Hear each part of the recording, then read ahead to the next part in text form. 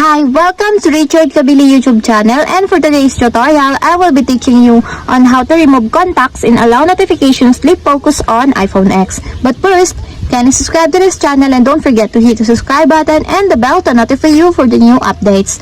And let's start. Using your iPhone X from your home screen, first go to Settings. Then in the settings, scroll down and click the Focus. Then in the Focus, choose the Sleep. Then after that, click People under the Allow Notifications.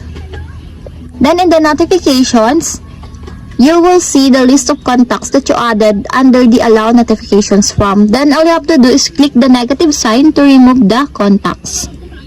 And it is now removed. And that's it. We have successfully removed contacts and allow notifications sleep focus on iPhone X. If you have a question, kindly comment down below and don't forget to hit the subscribe button and the bell to notify you for the new updates.